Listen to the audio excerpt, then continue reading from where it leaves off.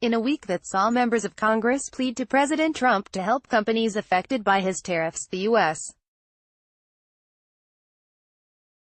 Trade Representative's office indicated it was opening trade discussions with Japan, the European Union, and the United Kingdom. "We will continue to expand U.S.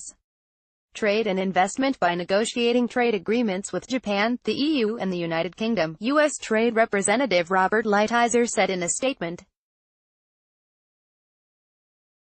"We are committed to concluding these negotiations with timely and substantive results for American workers, farmers, ranchers, and businesses. Those discussions cannot begin until 90 days after Lighthizer notifies Congress, which he did on Tuesday. That means the talks could commence in January, although the discussions with the UK could start later." The letter Lighthizer sent to Congress pertaining to Britain said the U.S. would begin talks at some point after that country exits the EU on March 29. The Trump administration recently enjoyed a victory in renegotiating NAFTA, a new deal with Canada and Mexico called the U.S.-Mexico-Canada Agreement, or USMCA.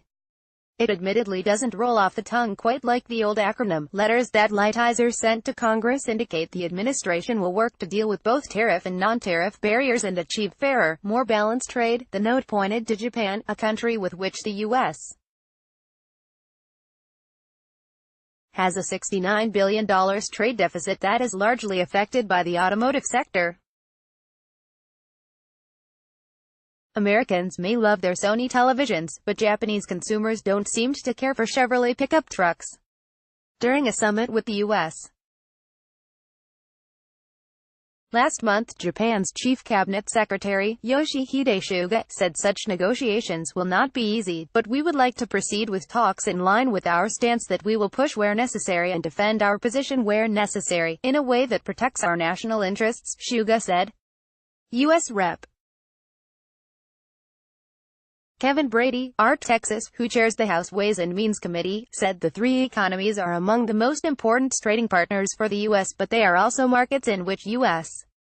farmers, manufacturers and service providers face significant barriers. Simon Lester, Associate Director of Cato Institute's Herbert A.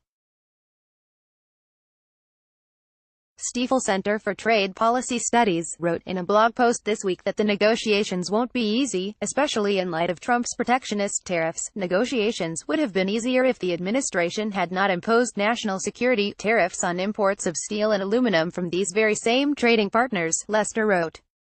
Nevertheless, almost 2 years into the Trump administration, there is finally a glimmer of hope that there could be some trade liberalization coming. Meanwhile, a bipartisan group of members of the U.S. House hope the Trump administration will listen to their pleas to allow American businesses to ask to be excluded from the president's latest slate of tariffs on Chinese imports. The letter sent to Lighthizer on Monday says such a plan would allow U.S. companies the opportunity to seek relief if tariffs harm their global competitiveness and would help target the effects of the tariffs on China rather than on U.S. companies and their customers. The letter points out that Trump has allowed companies to request exclusions under previous rounds of tariffs. His administration added 10% duties to $200 billion worth of imports from China.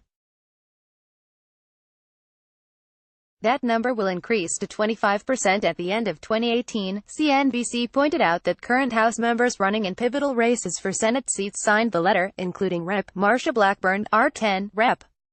Kevin Cramer, RND, and Rep. Kyrsten Sinema, DREs. The outlet noted that North Dakotan farmers have been hard hit by retaliatory tariffs from China.